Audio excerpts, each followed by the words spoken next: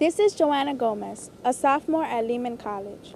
Recently, Lehman named its newest distinguished professor. Dr. Laird Bergad is a professor of Latin American and Puerto Rican studies and an award-winning scholar. He is the founding director of the Center for Latin American, Caribbean, and Latino Studies at the CUNY Graduate Center. In this interview, Dr. Bergad talks about his landmark research on slave-based plantation societies in the Americas and his latest book.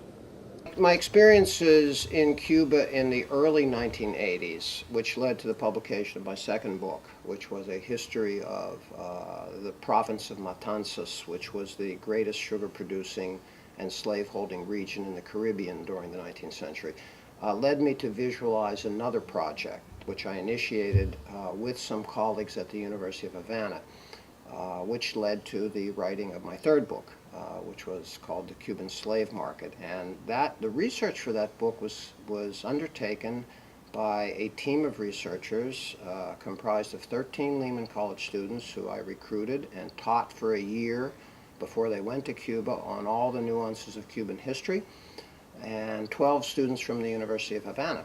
I trained them to read historical documents. Now, these are handwritten documents that were transcriptions of the sales of slaves. I was building a database to try to gain some notion of the particular characteristics of how slavery functioned in Cuba from an economic and social and demographic point of view. In 1992, I brought those students to Lehman College, which, as far as I know, is the first time that a group of Cuban students came to the United States. It was a little bit easier. Travel restrictions were not as stringent in that period of time. And they stayed at Lehman for a month. Also sitting in on classes, interacting with students. So it was, I think, a very rewarding experience for Lehman College, for the students at Lehman College, and especially for these Cuban students. What was your reaction to being named a distinguished professor? Well, a great deal of gratification. I think it's a great honor to having been named a distinguished professor at Lehman College, and I certainly am very ecstatic and happy about that, and I'm very thankful to for the support of my colleagues in my department, especially to Professor Milagros Ricord, who initiated this process and nominated me, and my other colleagues who have supported me. It's a great experience, and I'm certainly very happy about it.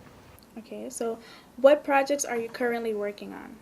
I have several new projects in mind. I'm not sure which I'm going to embark upon. I may be writing a comparative history of the Hispanic Caribbean. I'm not sure. One of the things I'm going to be doing in the next year for sure relate to this center that I founded in 2001 and I direct.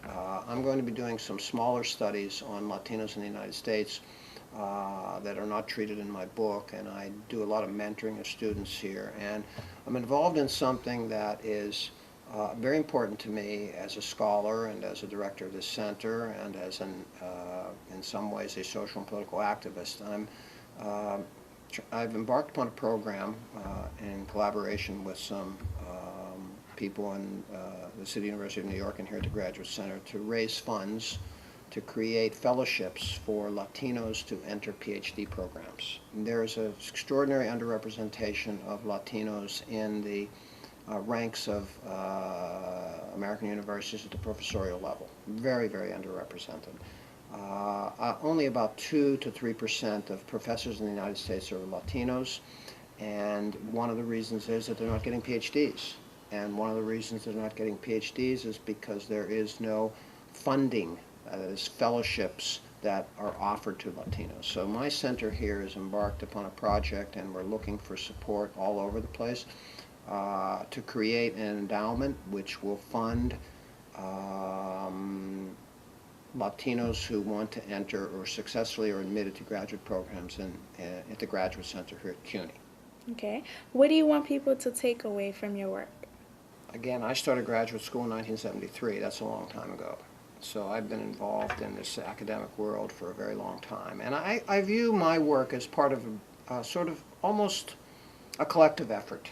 Mm-hmm. I'm a historian. I work on things. Other historians are working on similar things. Together, if you look at the body of scholarship, we're contributing to pass on knowledge to future generations.